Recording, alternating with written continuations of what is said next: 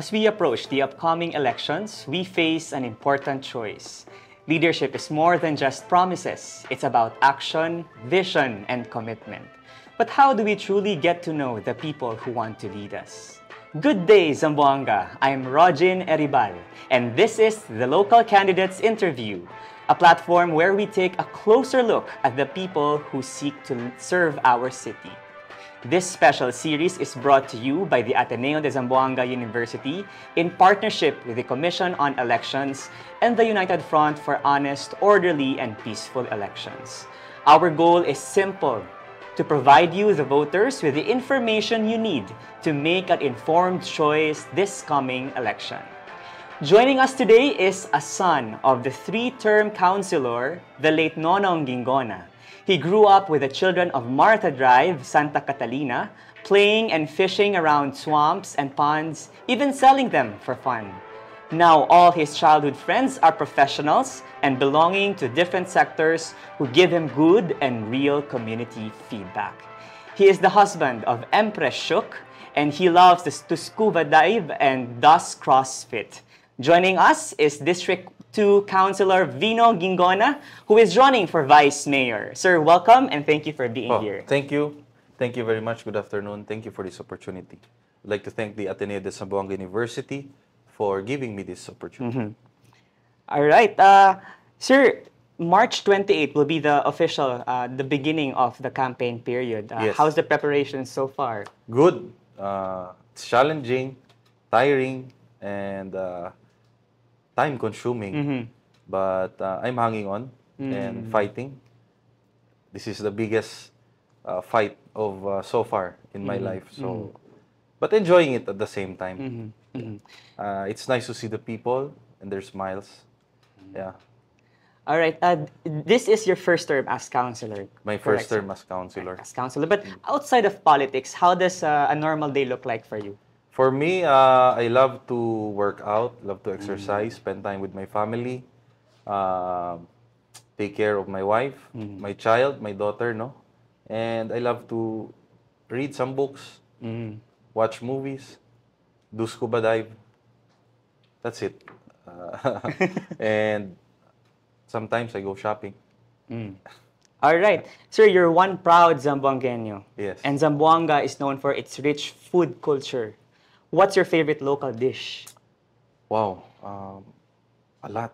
But siguro one thing, maybe I shall say the kuracha Kuracha. with the With its with the special famous sauce. All right. of Zamboanga. Okay. No, we know what that sauce is. All right, sir. Let's go to your leadership icon. Who is your biggest inspiration when it comes to leadership? Ooh, wow. No, of course, first my father and my grandfather, who was once a vice president of the Philippines. No, I really admire his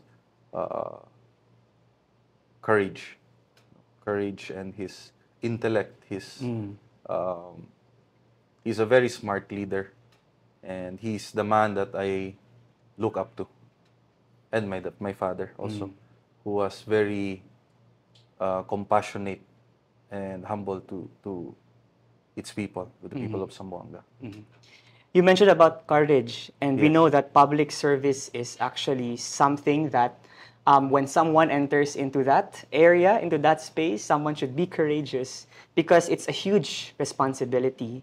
And every leader has its own perspective on governance. So let's start with this, sir. For you, what is the most important function of the position you are running for? Yes, no. I would compare it to. I would like to compare it into a orchestra, no. As a 3-year councilor so far, as I have observed and realized, no, the Sangguniang Panglungsod works like an orchestra, no. Each and every individual, each and every member, each and every councilor, we are 19, have different views, different perspective, different priorities. And like an orchestra, no, each member plays a different instrument. They provide beautiful sound, beautiful music. And just like the Sangguniang Panglungsod, these councilors with their different opinions, views, at the end of the day, provide something good for the city. And as the vice mayor, I should and I will ensure that each members will be heard, their views and opinions will be heard, the majority and the minority, and I will ensure that as a whole, as one, no, we will hopefully be able to provide what our constituents, what the city needs, no, through a sound and a good legislation. As a presiding officer Yes. of the Sanggunian, we also know, sir, that leadership comes with great responsibility. What do you think are the key qualities that a vice mayor should have to effectively serve the people? Well, I can think of a lot, no, but number one is fairness. Number two is the openness, no, the openness, and number three is the patience, no, because it's hard to really, it's really challenging to deal with 19 members who have different views, different motivations, different priorities. And number three is the sincerity, no, the sincerity to serve. No, what's important thing is your intention, what's in the heart. I think is the most important thing also in being the vice mayor. Fairness, openness, and the sincerity of the person. All right, sir, we go to your priority agenda now. What would be, as the vice mayor, what would be the first 3 bills that you will help legislate as an ordinance once you get elected? 3 ordinances. Well, actually, right now I'm working on I have passed a number of legislation, but I'm still working on. Still have goals. No, number one is as we all know, health is one of the challenging problems that our city is facing, and so I want to create a legislation that would address our health, because health is wealth. No, I have an ordinance that will be called, hopefully, the Healthiest Barangay Ordinance. No, this ordinance will encourage barangays to practice or to prioritize health in their communities. Not only physical health, but mental health, no, and also in general, no, waste management, no. We will use to make it effective and efficient, no. We will use the data, because each barangay has its own barangay health centers, and these barangay health centers collect data from the communities, and in that way we will know what, let's say, diseases that are rampant in those communities, what health issues that they are facing, and that legislation will focus on those top 5 or top 10 health issues that are they facing, no, in their barangays and in the city as a whole. And we will use that data. No, once the ordinance will be, of course, there will be parameters, no, on how a barangay can win the healthiest barangay. There will be parameters on what standards they should follow. So the city health office will be the one to oversee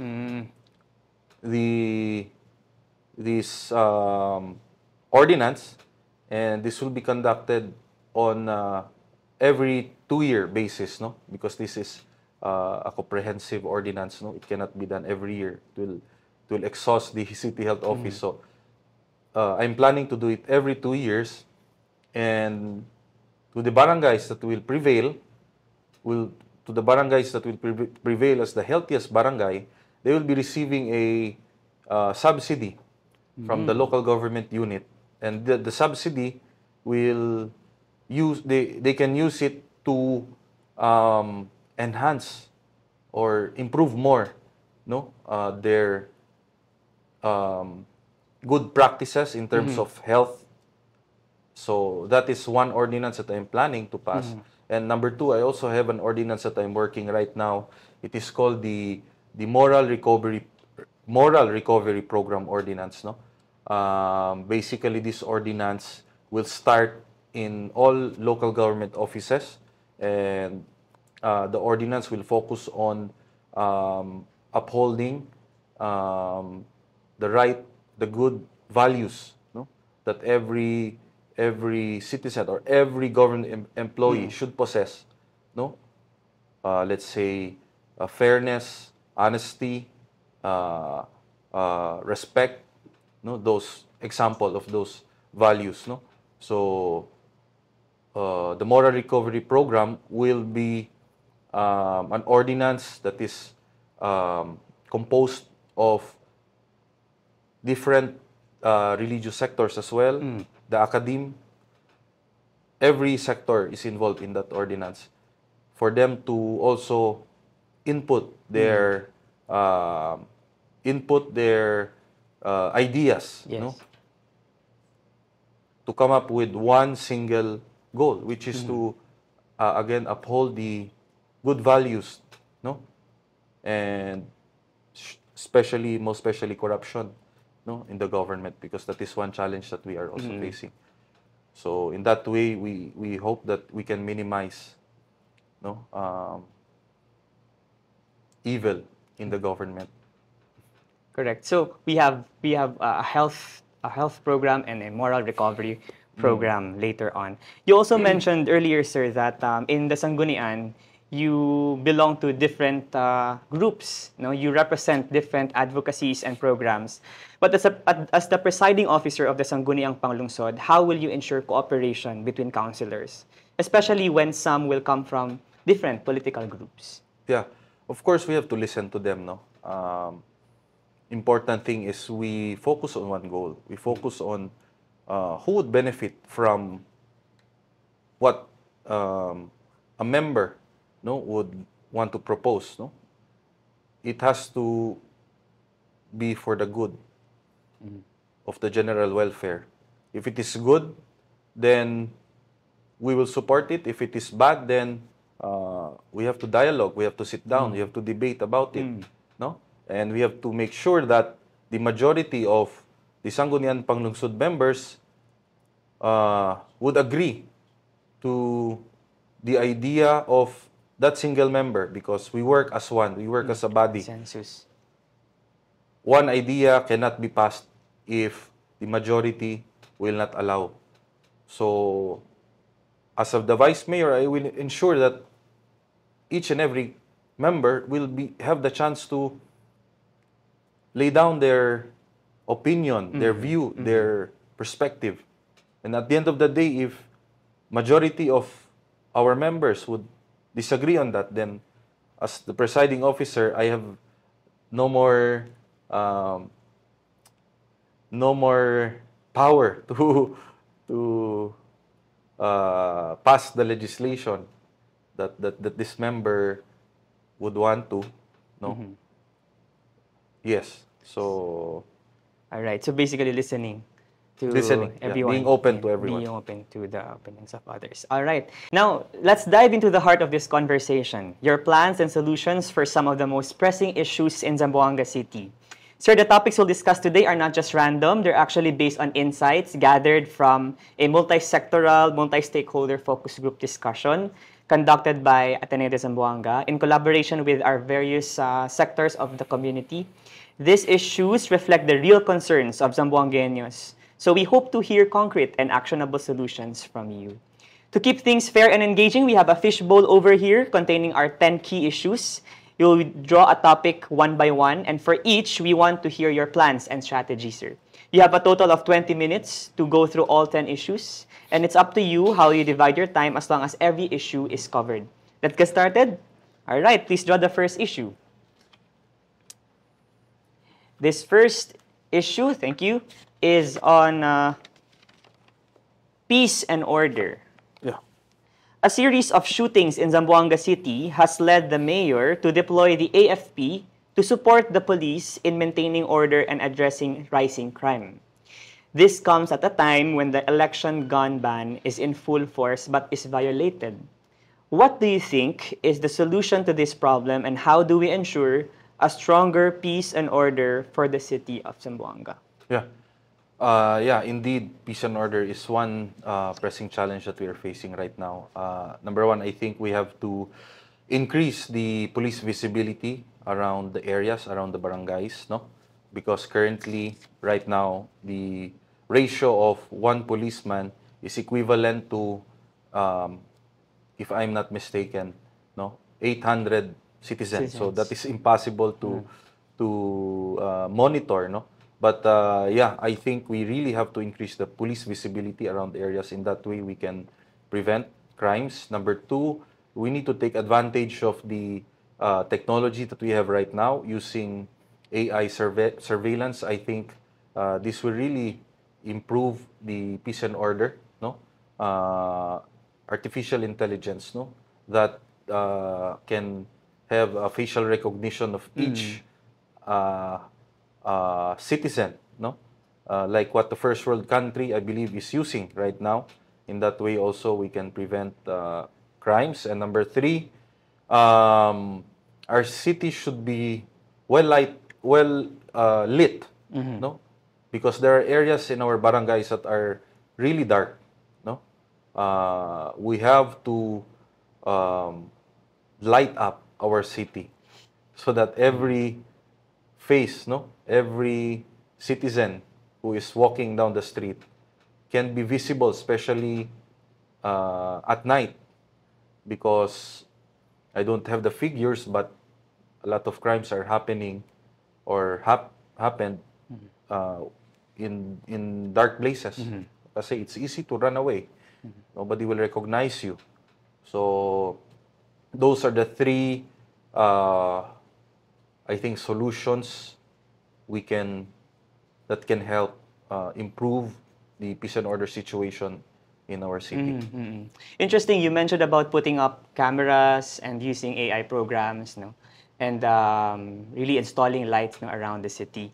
But usually, funding is actually the concern for this. Where do you think we could get the source for the funding to eventually implement this? Well, we have a lot of sources actually. No, we can get it from the local government unit.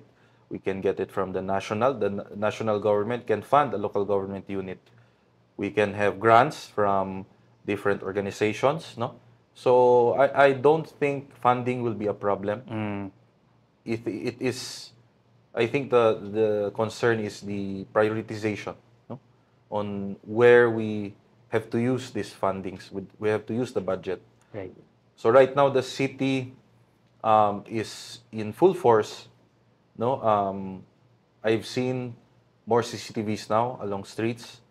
I've seen more, our local government unit is supporting the PNP, no? Giving them extra support through providing the vehicles that they need, no?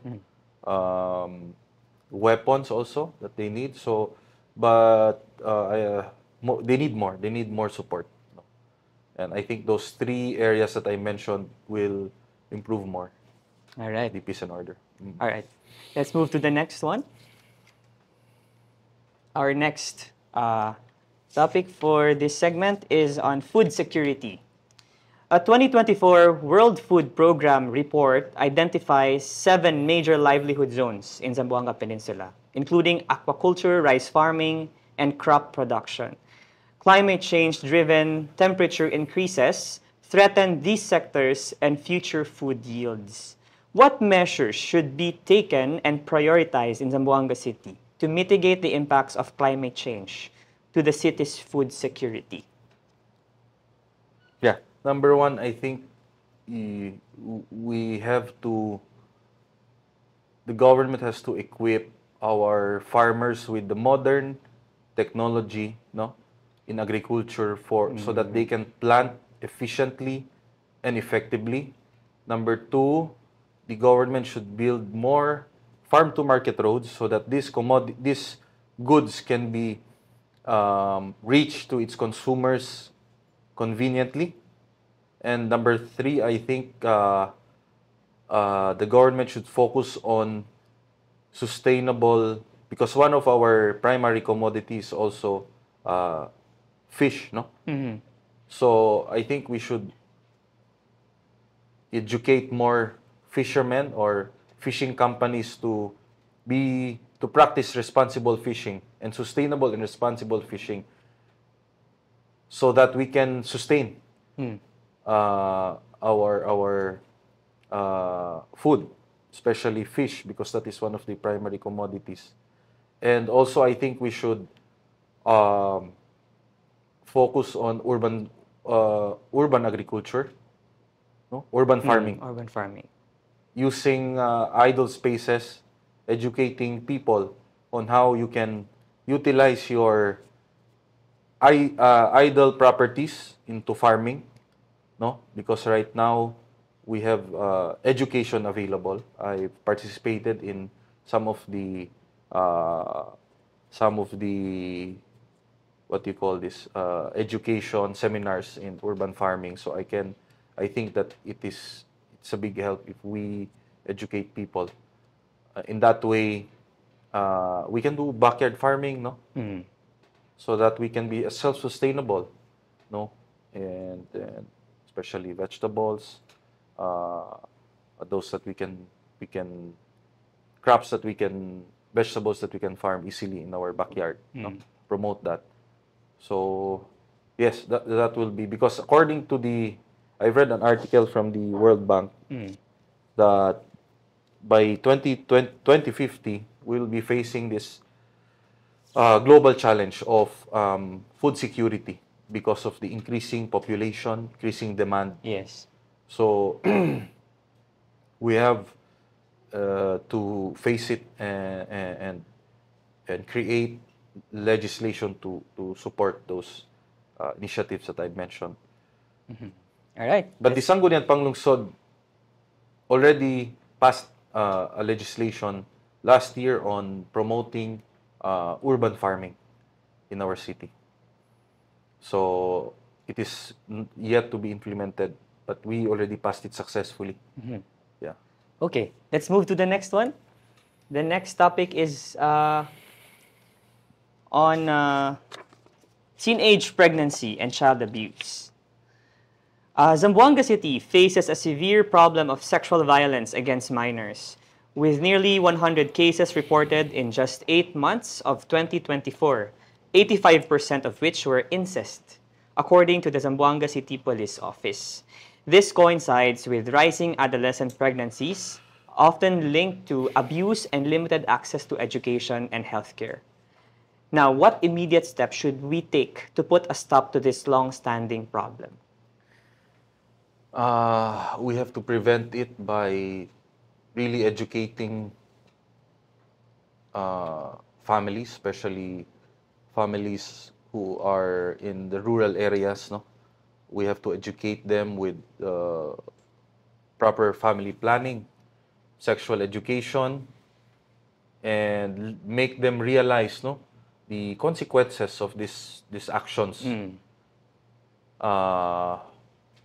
We have to strengthen the community programs as well, and also we need a facility, a treatment facility that is holistic for those who are a victim or survivors of these abuses, no? In that way, these children, these people who are abused sexually can come back to their normal lives and can be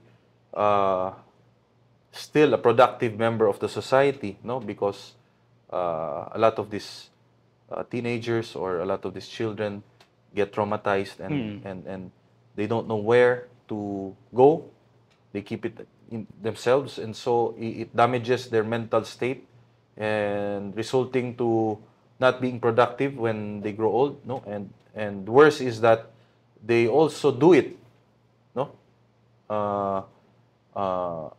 Subconsciously, no, it affects the mind. So yes, that would be my answer to it. You mentioned, sir, about sexual education, but we know that there are conservatives around. No? How will you navigate resistance later on? Of course, we have to be sensitive, no? One thing I think is it depends on really their beliefs, their religions, no? Of course, we have to anchor this on their faith, no? Depende yan. It depends on what their background is. So we have to approach this in a very sensitive way, and that will not offend, no, their personal being. Right. We just have to emphasize to them that what the consequences of these actions, no, if they get pregnant when they're not done with school yet, this is what would happen to you. This would result to this, no? Make them realize that they have to plan, they have to be responsible, no? We really have to promote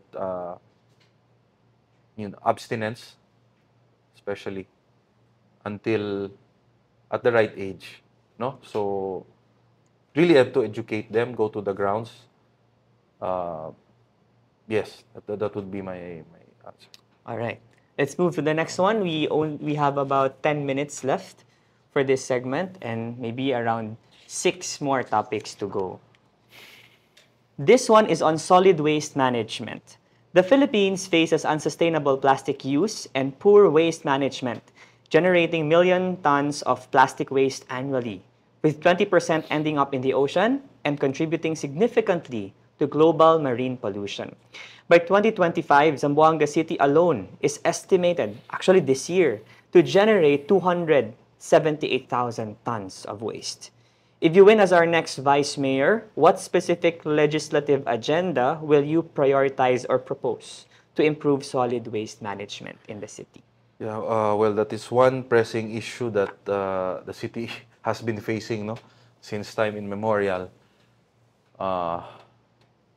Number one, I really am against sanitary landfill, and I manifested it during my time as a councilor during the 3 years, because number one, sanitary landfill destroys the community, destroys destroys our environment, and it is urgent that we need to find other ways to dispose our solid waste, no? And we need to be open to privatization in terms of collecting garbage. We need to open more material recovery facilities, because right now we only have, I think, 2 or 3 or 4 the most.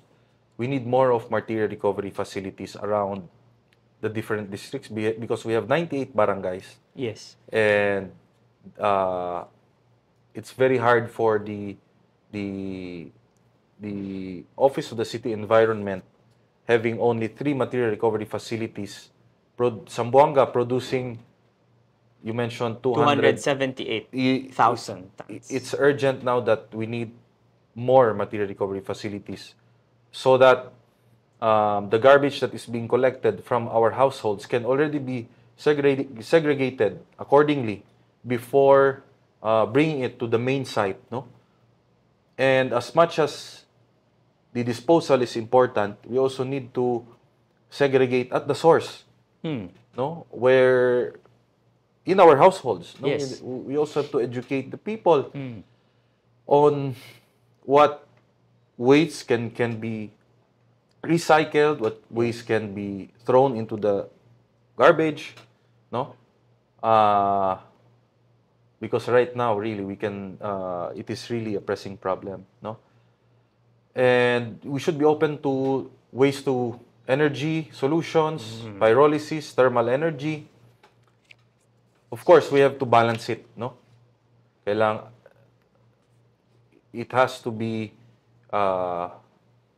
safe for the environment, safe for the health of the people, and also we have to really enforce, because we have ordinances that would penalize people throwing garbage around public places, but the ordinance is not being implemented well. I think we need to strictly implement the ordinance, execute it, no? So that people will practice discipline, Correct. no? So, yes. And there is an ordinance that I'm crafting as well, an ordinance banning the single-use plastic in big supermarkets.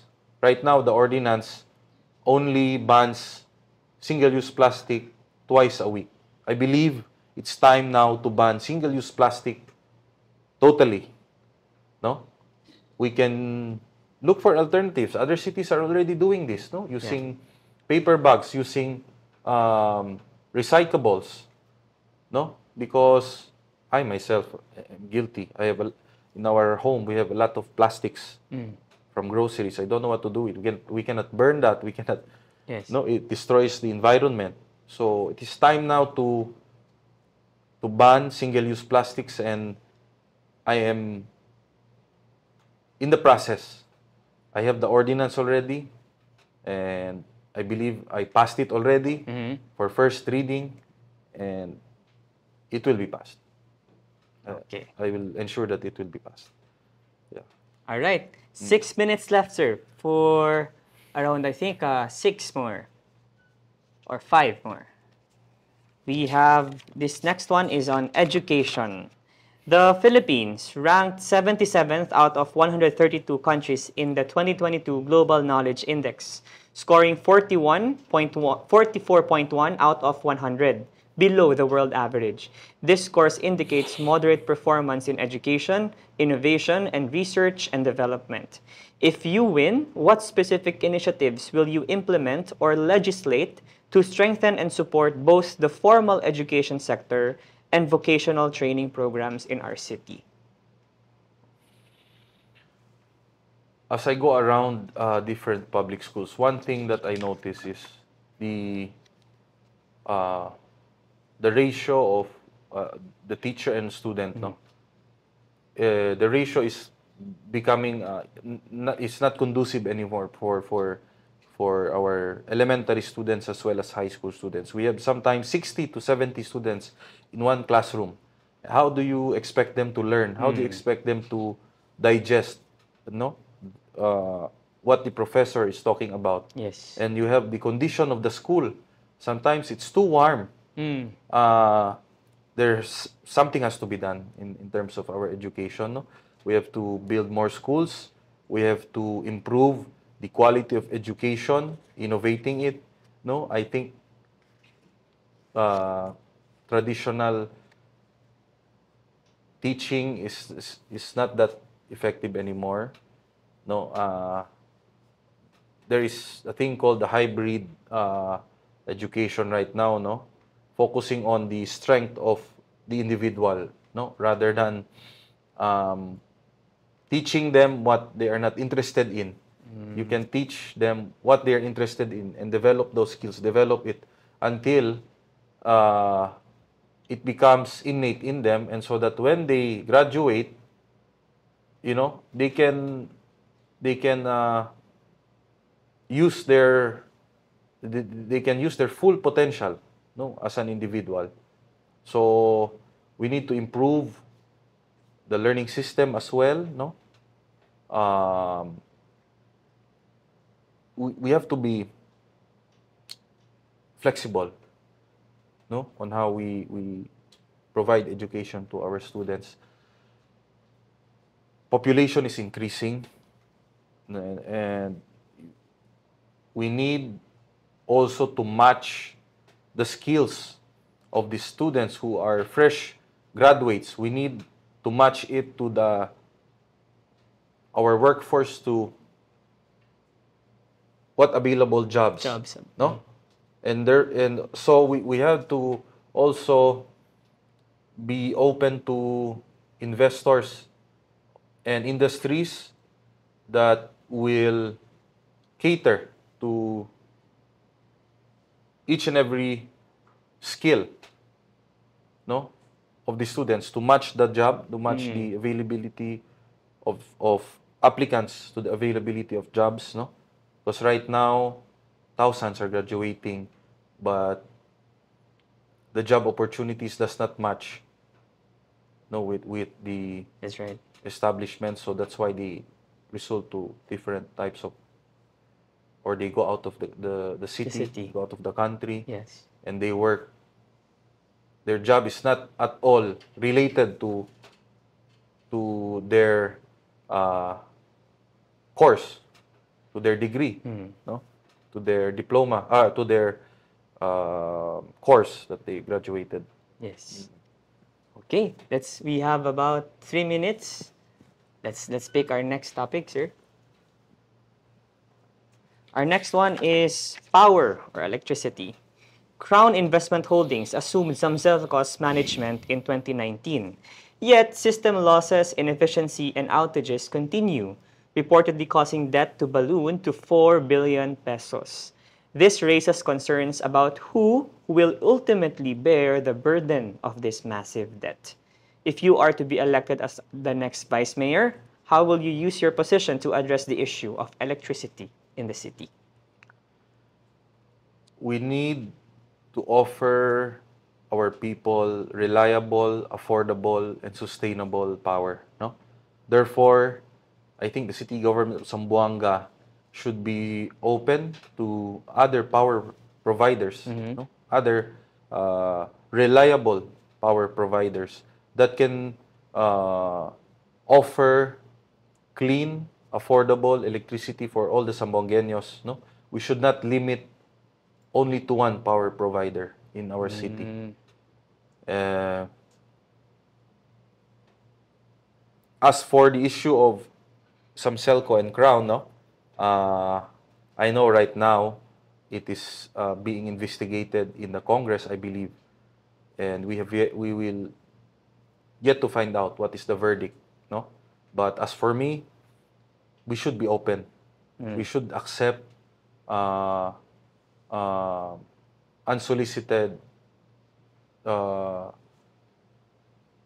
We should accept companies, power companies, whether it is unsolicited or unsolicited, to provide better and affordable, sustainable electricity. And so that there will be competition, and so that the people can choose what power provider they would want to avail of.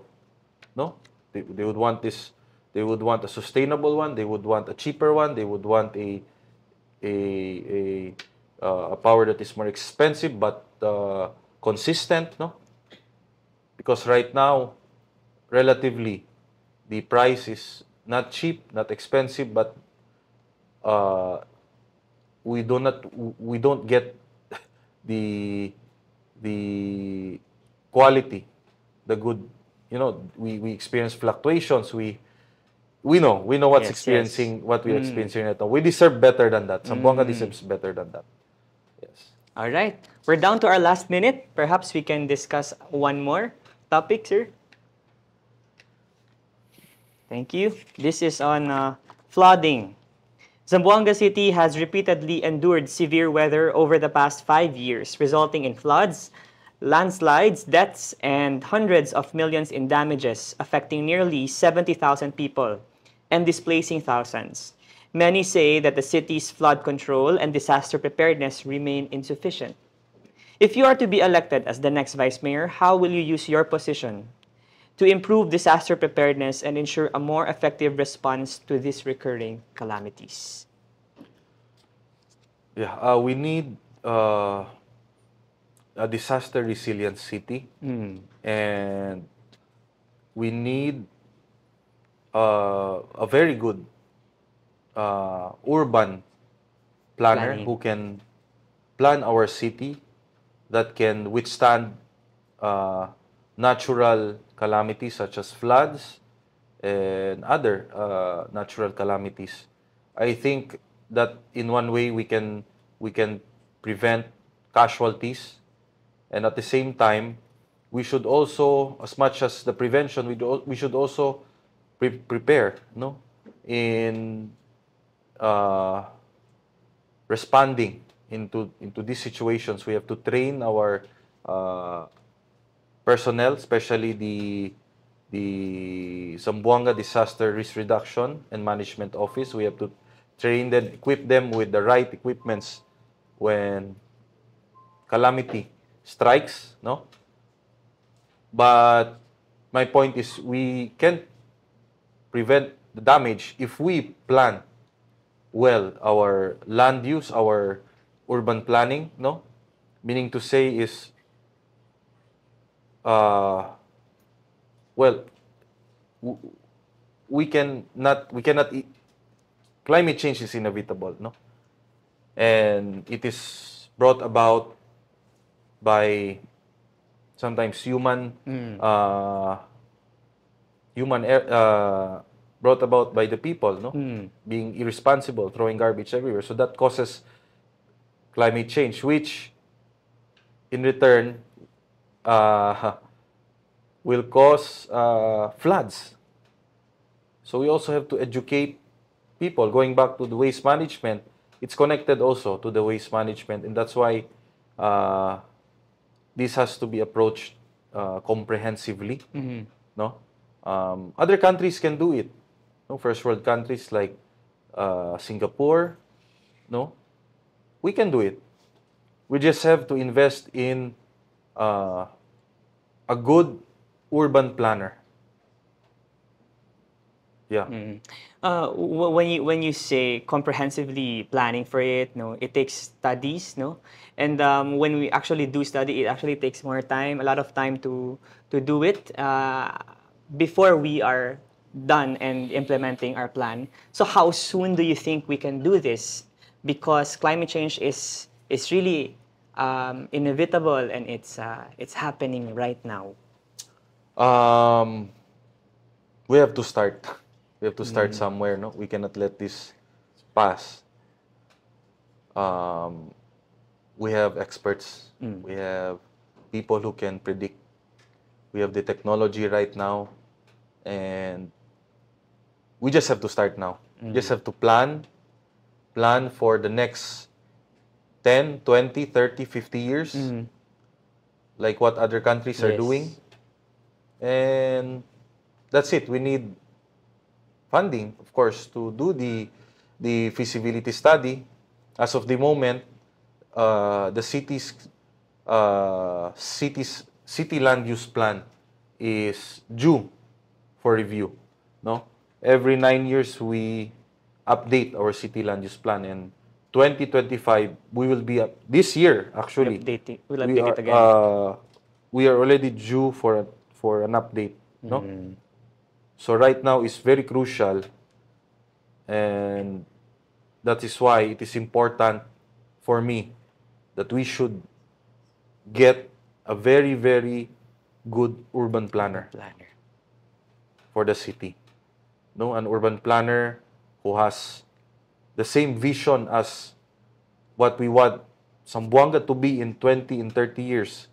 No, the same goal, so that we will be in 10 to 20 years, we will be a city that is globally resilient, no, globally competitive. All right. So now, sir, we're now at the final part of our conversation. This is your chance to speak directly to the people of Zamboanga City.